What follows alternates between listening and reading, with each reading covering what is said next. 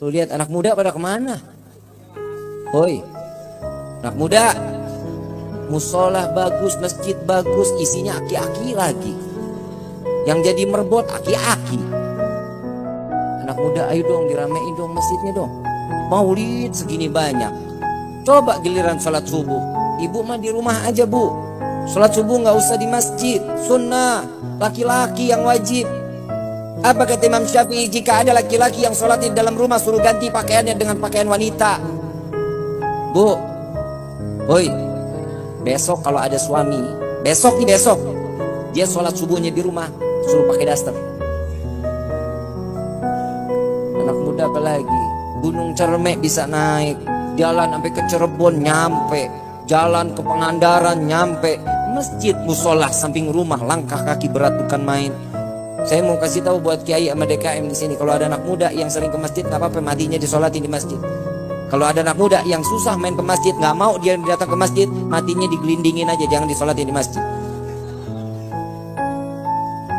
Baik dong dimakmurin.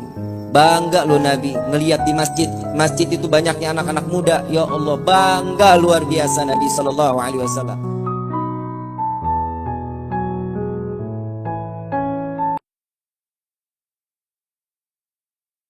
Kalau kita sesuatunya pengen mati dalam keadaan husnul khatimah, dijemput oleh Nabi Sallallahu Alaihi Wasallam dengan mati dengan penuh kesenyuman. Lihat, Nabi Muhammad datengin kita, berarti kita sebaik-baiknya umat Nabi Muhammad Sallallahu Alaihi Wasallam. Ibu bapak, kita nggak malu apa sama Nabi? Allah udah kasih kita jalan lewat Nabi Muhammad Sallallahu Alaihi Wasallam, sudah dikasih contoh. Ibu bapak pernah kelaparan 7 hari? Pernah kelaparan 7 hari, sudah ditalangin sama Nabi Muhammad. Ibu bapak, saya mau tanya, ibu pernah nggak buat 2 bulan nggak masak? Pernah? Siti Aisyah sudah melaksanakan, sudah ditalangin ibu sama Siti Aisyah. Masih nggak malu kita? Bapak tinggal masuk ke masjid, tinggal sholat, nggak harus ditodong-todongin pisau, nggak harus ditodong-todongin sama pedang, nggak harus ditodongin, harus dibunuh. Ibu nikmat, sorganya ibu ada di dalam rumah, nggak harus sholat sampai sujud lama-lama, cuman taat sama suami. Ini Nabi yang punya ajaran, bukan kemauan hawa nafsu kita, bukan para alim ulama ini bicara cuman sekedar bicara, tapi inilah yang diajarkan oleh Nabi Muhammad Sallallahu Alaihi Wasallam. Semua ada tuntunan, semua ada tuntunan. Sekarang hidup kita ini ibaratnya dunia ini tempat singgahan. Kita ini sebagai musafir di dunia ini. Suatu saat kita akan kembali ke alam yang paling kekal. Alam mana itu? Akhir. Kita sudah tahu, kita punya.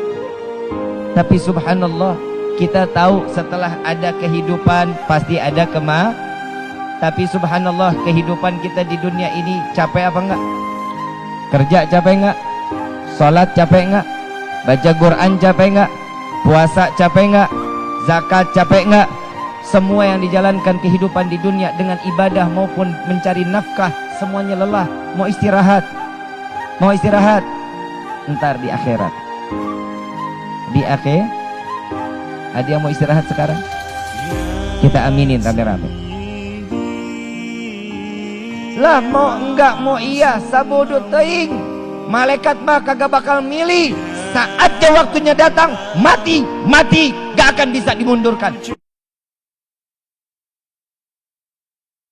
Malaikat Jibril nanya kepada Allah, wahai Rabbi, sedangkan engkau bagaimana? Sedangkan aku akan menghias langit dengan gemerlapan bintang dan rembulan. Sallu ala Nabi Muhammad. Kalau kita kan pakai tenda, pakai lampu. Kalau Allah memuliakan dan mengagungkan Nabi, disusun tuh bintang sama rembulan begitu indah. Di dalam satu riwayat, tidak ada keindahan bulan purnama saat dilahirkan Nabi kecuali wajah Nabi lebih indah daripada bulan purnama di malam tersebut. Ini hadis sahih ini. Ini dari semua banyak para mufasir, banyak orang pentafsir mengatakan bahwa wajah Nabi indah. Saya pengen tanya, keindahan wajah Nabi sudah kebayang belum sama kita? Belum. Kan sudah didengar Nabi itu hidungnya slow dong. Biasa. Hidungnya buah. Bulu matanya lentik. Hidungnya itu berasa seperti huruf mim yang dibalik. Alisnya seperti wow. Keindahan wajah Nabi jika seseorang memandang pertama gemetar dengan penuh rasa takut karena haibah dan kedudukan Nabi Muhammad SAW. Tatkala beliau mengedipkan matanya saat membuka, jatuh cinta yang begitu dalam kepada Nabi Muhammad SAW. Sallu ala Nabi Muhammad. Ini baru Nabi. Ibu bapak pernah dengar ceritanya Nabi Yusuf? Nabi Yusuf, Siti Zulaiha dikumpulin perempuan-perempuan. Nabi Yusuf dikeluarin, dikasih pisau sama apel, suruh iris. Saat Nabi Yusuf keluar, begitu diiris, tanpa disadari wanita ini takjub melihat wajahnya Nabi Yusuf. Keiris tangannya nggak berasa. Sayyid Muhammad bin Ali Al-Maliki mengatakan, jika Nabi Yusuf yang diturunkan hanya satu daripada ketampanan Nabi yang diturunkan ke dunia berupa Nabi Yusuf, perempuan menyayat tangannya tanpa dirasa, tanpa ngerasa sakit.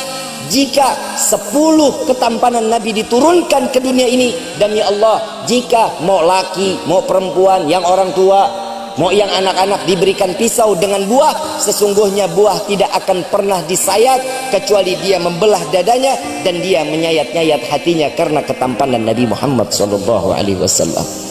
Sallu ala Nabi Muhammad.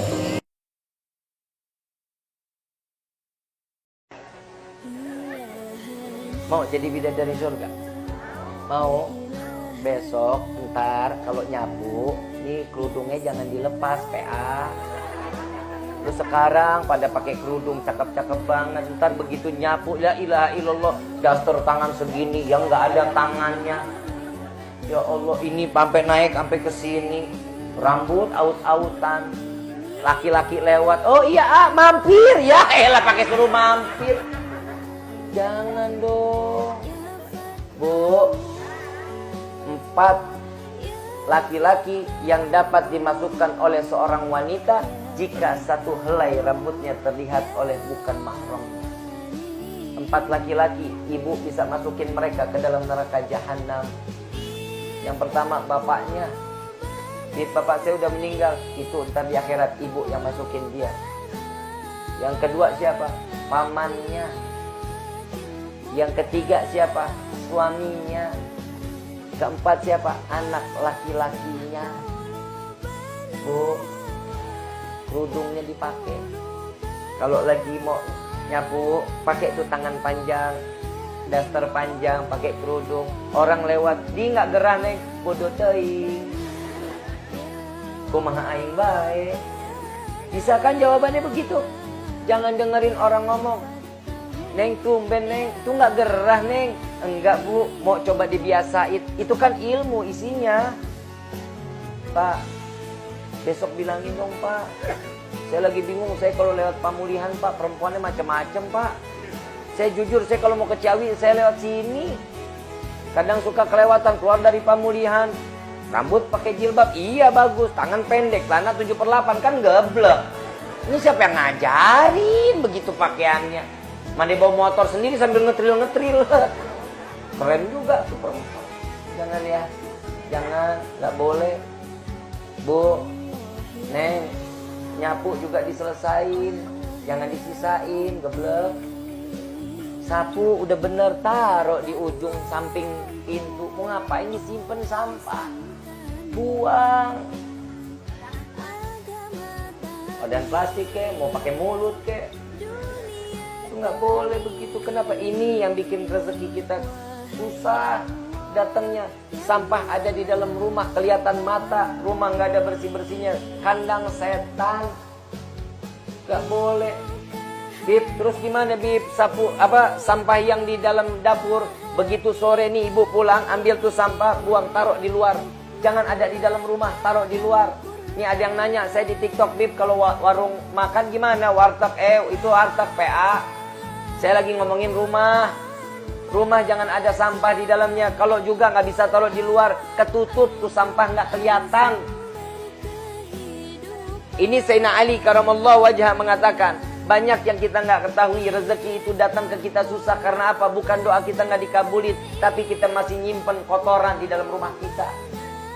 Tuh hati-hati, baju menggantung di tempat di kamar nggak boleh. Jangan ya Bu ya Pak, ambil, usahain jangan ada gantungan lah di dalam kamar. Kalau mau gantung taruh di dalam lemari, jangan taruh geletak-geletak aja di kamar. Kenapa? Itu tempat ngumpetnya jin. Makanya Bapak kalau kadang diajak ngomong sama istri suka, apa Pak? Kenapa? Bukan melotot-melotot, itu udah kesurupan. Baju yang udah digantung dipakai, ya udah dia kemasukan jin. Ya Pak ya, jangan, itu nggak boleh. Syariat kita udah ngajarin kita tuh banyak. Yang penting kita mau ngejalaninnya. Ya, pakai sendal kaki kanan, buka sendal kaki kiri, masuk kamar mandi kaki. Jangan pernah dua-duanya.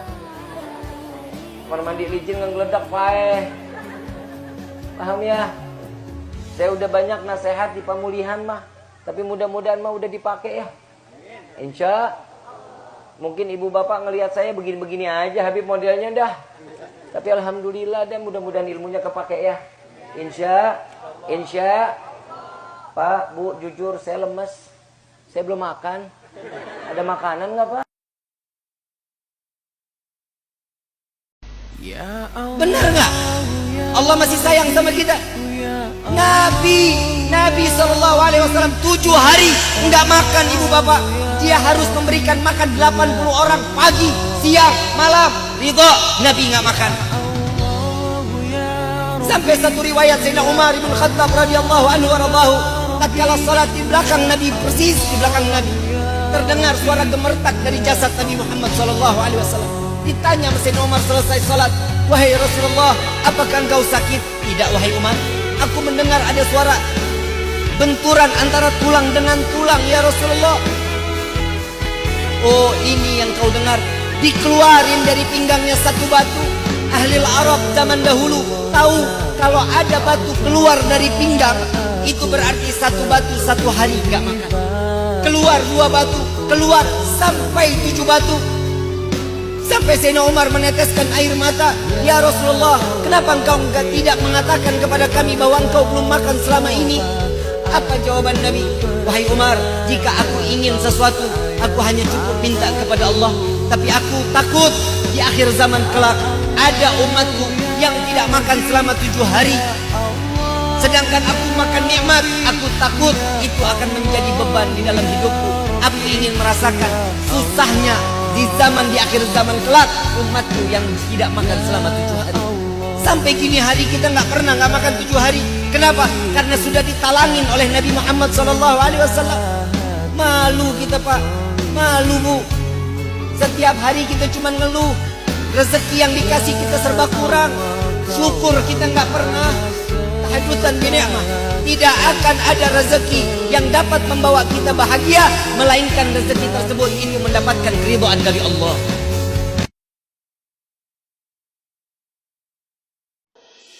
Di dalam kitab Ta'lim Muta'allim, sholawat yang kita bacakan itu doa buat diri kita. Sholawat yang malaikat bacakan itu namanya magfirah atau ampun. Allah membaca sholawat itu berarti rahmah. Sekarang hari ini, malam ini, mau nggak mau, suka nggak suka, doa kita dikabulin sama Allah. Dosa kita diampuni oleh Allah, dan kita pantas mendapatkan rahmah Allah karena kita bersolawat kepada Nabi Muhammad sallallahu alaihi wasallam. Ada yang nyaut lagi, berkahnya di mana? Nah, ini saya mau tanya, Nabi hidupnya ada berkahnya nggak?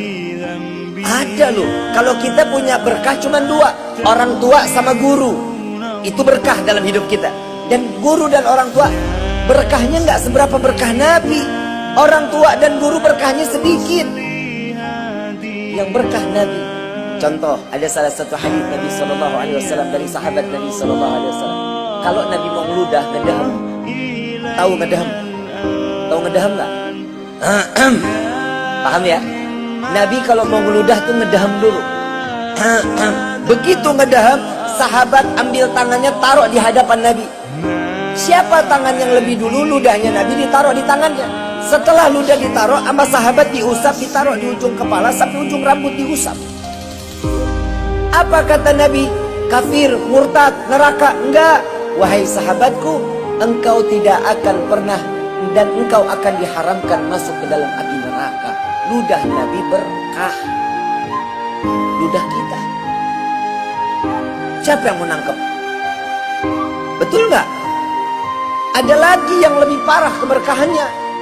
Setiap malam Nabi kalau mau pulang, Nabi kalau mau tidur, pipis ditaruh di satu wadah, namanya bejana.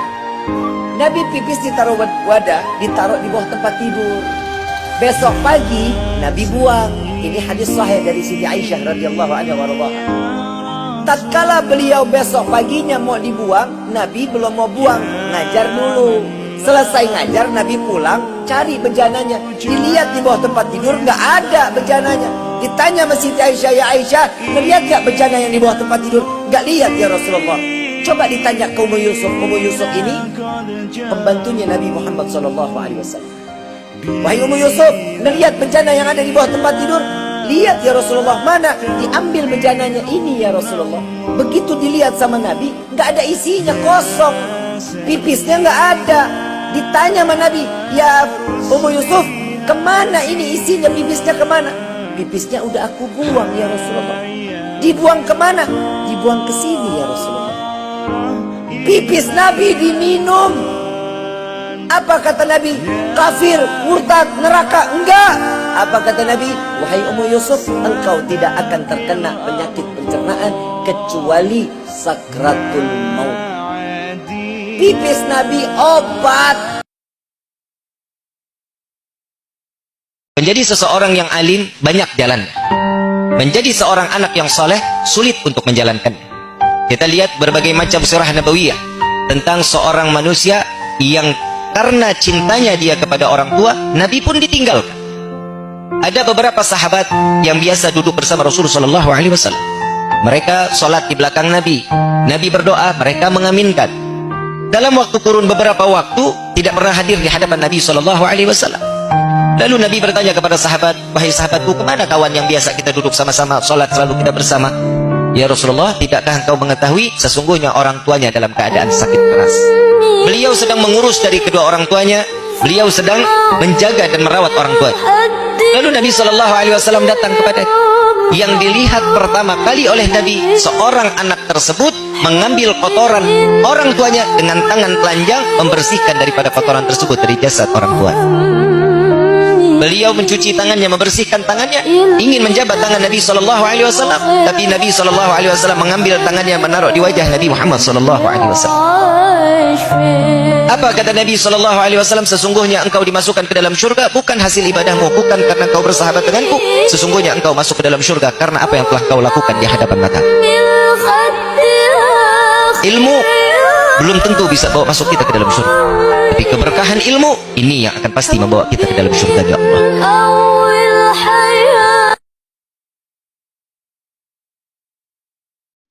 Sampai di dalam satu riwayat lain, Rasulullah izin kepada Allah melihat daripada daftarnya, umat satunya belum masuk ke dalam surganya Allah.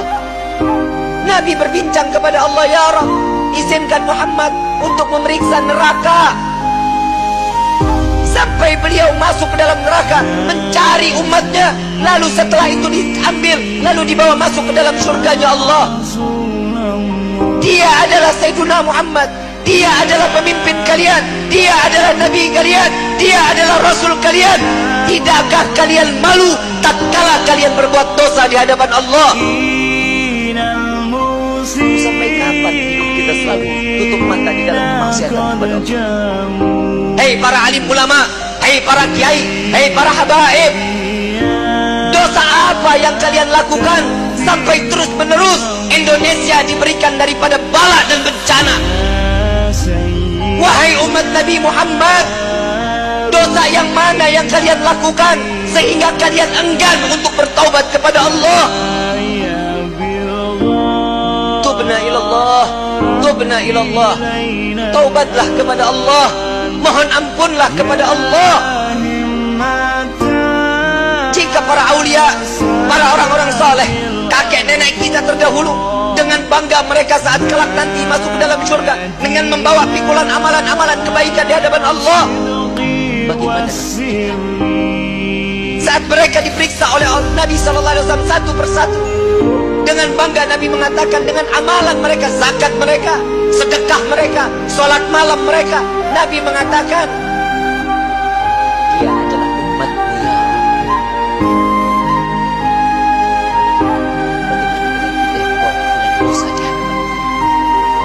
Tatkala kita membawa pikulan-pikulan dosa, dibuka, diperiksa oleh Nabi, Nabi tetap mengatakan, dia adalah umatku ya Allah.